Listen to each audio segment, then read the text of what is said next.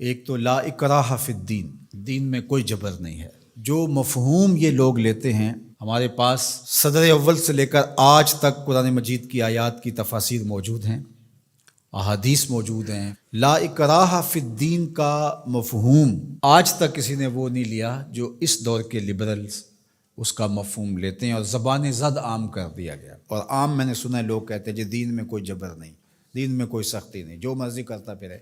ریاست کی ریٹ موجود ہے، دین کی ریٹ موجود نہیں ہے، یہ کیا بات ہوئی؟ تو یہ بات ذہن میں رکھیں، فطری طور پہ اکراہ نہیں ہے۔ لا اکراہ فی الدین، کسی کو مجبور نہیں کیا جائے گا کہ تو اسلام قبول کر۔ کسی کی کن پٹی پہ پسٹل رکھ کے یہ نہیں کہا جائے گا کہ اسلام قبول کر ورنہ تمہیں مار دوں گا، یہ نہیں کیا جائے گا۔ دوسرا یہ ہے کہ کوئی شخص اسلام لے آتا ہے تو پھر اس کا ہاتھ کٹنے لگے چوری کے بعد، تو وہ کہے کہ نہیں میں نہیں اس کو مانتا، لا اکراہ فی الدین، دین کے اندر کوئی جبر نہیں ہے۔ بدکاری کے اوپر اس کو سنگسار کیا جانے لگے تو وہ کہے لا اکراہ فی الدین۔ جب مال آئے گا تو زکوٰۃ اس کو دینا پڑے گی، اور اگر انکار کرتا ہے ریاست کی ذمہ داریوں میں شامل ہے کہ اس سے زکوٰۃ لے۔ حضرت ابو بکر رضی اللہ تعالیٰ عنہ نے فرمایا لو منعونی اقالا لقاتلتہم علی منعہ، فرمایا اگر ایک رسی کھجور کی جو نکیل کے طور پہ اونٹ کے ناک میں ڈالی جاتی ہے، اگر اس کے دینے کا بھی انکار کرتے ہیں تو کہا ابو بکر آرام سے نہیں بیٹھے گا جب تک وہ رسی وصول نہیں کر لیتا۔ تو آپ کہیں گے دین میں جبر کوئی نہیں، تو رسول اللہ سے دین آپ نے سیکھا تھا یا ابو بکر صدیق نے سیکھا تھا؟ حضور کی صحبت میں بیٹھ کے دین کس نے سکھا تھا؟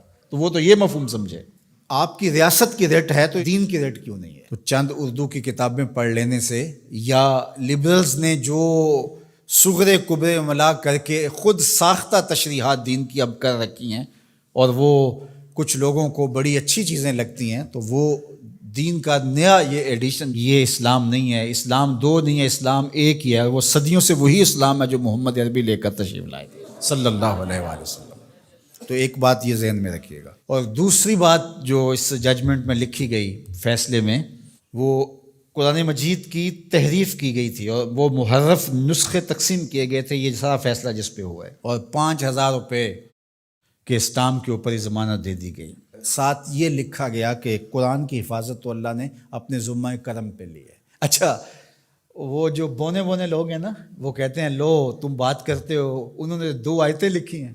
میں نے کہا دونوں لکھی اور دونوں کا مفہوم اپنی مرضی سے قرآن کی تعبیر سے ہٹ کے لکھا۔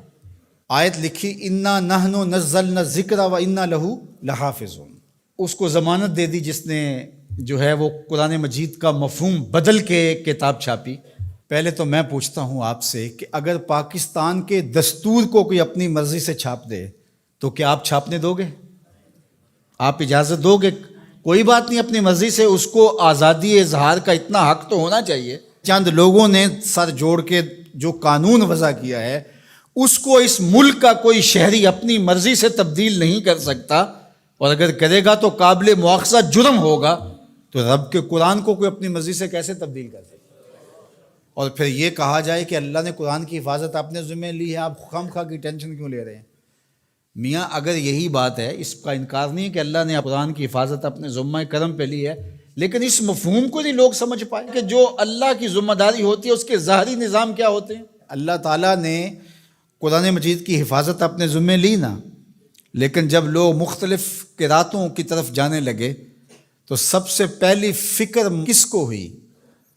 حضرت صدیق اکبر، حضرت عمر، حضرت عثمان غنی رضی اللہ تعالیٰ، انہوں نے قرآن جمع کیا نا۔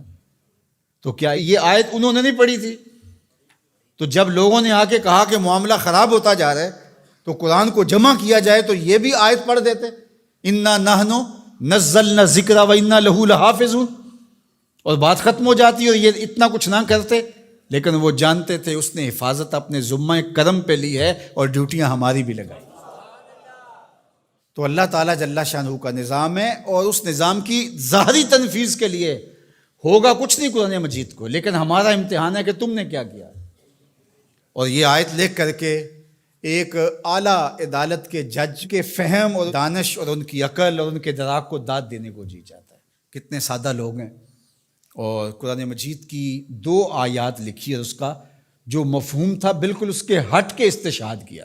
اور ختم نبوت کا مسئلہ کوئی عام مسئلہ نہیں ہے، اس لیے ہمارے ذمہ داران کو سوچنا چاہیے، اس وقت ملک میں جو سیاسی عدم استحکام ہے، معاشی بحرانوں میں ہم دبے ہوئے ہیں، تمہاری عدالتوں پہ پہلے کس کو اعتبار ہے؟ ذرا آ کے مخلوق میں بیٹھ کے ان کی باتیں تو سنو، تمہارے بارے میں یہ سوچتے کیا ہیں؟ اور تم اب مذہبی ایشوز کو چھیڑ رہے ہو، اور پھر شریعت کورٹ موجود ہے، یہ فیصلے ان کو دو تاکہ وہ صحیح طریقے کے ساتھ ان فیصلوں کو نپٹائیں۔ ہر چیز اپنے ذمے لے لینا اور پھر تماشا بن جانا جس طرف ملک کو لے جایا جا رہا ہے۔ کچھ لوگ تو یہ کہہ رہے ہیں کہ کچھ عالمی سازشوں کے ڈانڈے اس سے ملتے ہیں۔ میں سمجھتا ہوں کہ عالمی دسیسہ کاروں کو کچھ کرنے کی ضرورت ہی نہیں ہوتی ہے، ہماری حماقتیں ہی کافی ہیں ان چیزوں کو کرنے کے لیے۔ تو اللہ تعالیٰ جل شانہ حفاظت فرمائے اور اس وطن کی خیر فرمائے۔